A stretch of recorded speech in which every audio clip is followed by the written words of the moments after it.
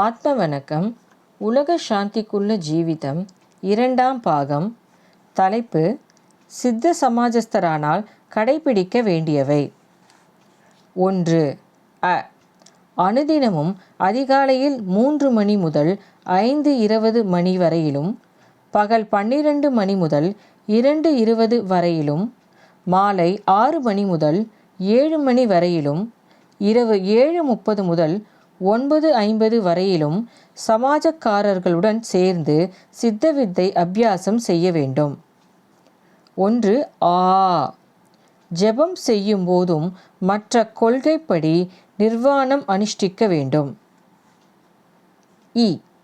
ஜெபம் செய்யும்போது நேராக நிமிர்ந்திருந்து அடுத்துள்ளவர்களை பார்க்காமலும் அவர்கள் செய்வதை பற்றி சிந்திக்காமலும் சித்தவித்தியை அபியாசம் செய்ய வேண்டும். சித்தவித்தியை அபியாசம் செய்வதற்கு ஜெபம் என்று பெயர்.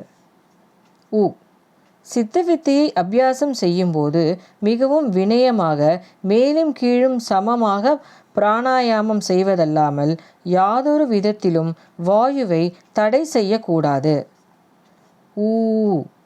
வித்தையினுடைய இரகசிய அனுபவங்களை சொல்லவோ கேட்கவோ கூடாது.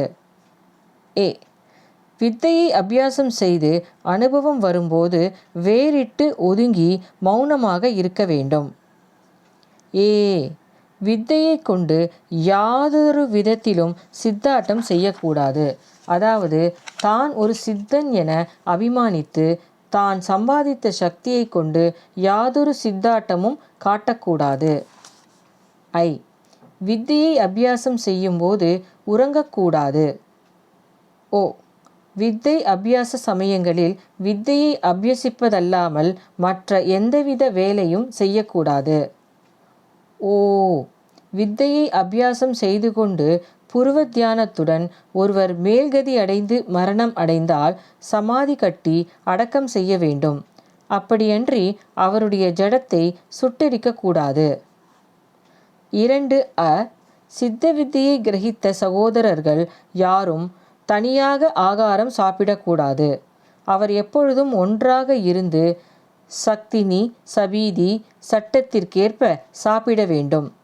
சக்தினி சபீதி என்றால் ஒரு பாத்திரத்தில் உணவு பதார்த்தங்களை எல்லாம் ஒன்றாக கலந்து ஏகருசியாக்கி அதை ஒரே இலையில் விளம்பி, அதாவது பரிமாறி, அதிலிருந்து எல்லோரும் ஒன்றாக சேர்ந்திருந்து எடுத்து சாப்பிடுவதாகும்.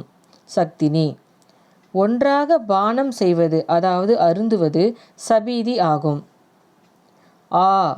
விருந்தினரை உபசரித்த பின்புதான் தான், அதாவது ஆசிரமவாசி சாப்பிட வேண்டும்.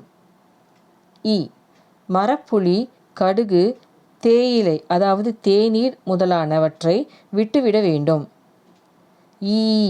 காப்பியை டிகாக்ஷன் செய்து, அதாவது கஷாயமாக்கி வடிகட்டி உபயோகிக்கலாம். பொடி வயிற்றுக்குள் போனால் தோஷம் உண்டாவதால் வடிகட்டி உபயோகிக்கவும். 3. எவ்வித விகிர்த வஸ்திரங்களையோ வேஷங்களையோ அணியவோ செய்து கொள்ளவோ கூடாது.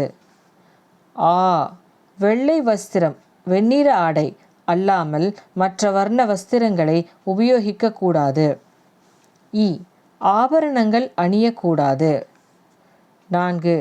சந்நியாசியாகவோ மௌனியாகவோ சஞ்சரிப்பதோ சும்மா இருப்பதோ கூடாது. 5. மனத்தை எவ்விதத்திலும் கிளேசமுண்டாக்கவோ, அதாவது துன்புறுத்தவோ, ஜடத்தை க்ஷீணப்படுத்துவதோ, அதாவது களைப்படைய செய்வதோ கூடாது. 6. எவரொருவரையும் இகழ்ந்தோ போட்டியாகவோ எதுவும் எழுதவோ சொல்லவோ வாத பிரதிவாதத்திற்கும் தர்க்கத்திற்கும் போகவோ கூடாது. 7. தீரதை என்ற கேடயமும் பொறுமை என்ற வாளும் பிடித்து எந்த காரியத்தையும் செய்ய எப்பொழுதும் தயாராக இருக்க வேண்டும். 8.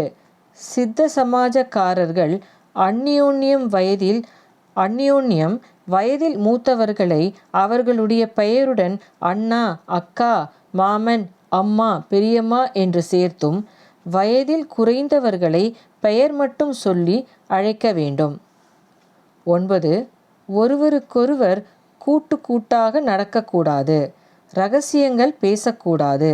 இரகசியமாகவோ பிரத்யேகமாகவோ எவ்வித கடித போக்குவரத்தும் செய்யவோ கொள்ளவோ கூடாது. 10. பகலில் உறங்கக்கூடாது. 11. வேறு சங்கங்களில் சேரக்கூடாது. ஆத்ம வணக்கம்.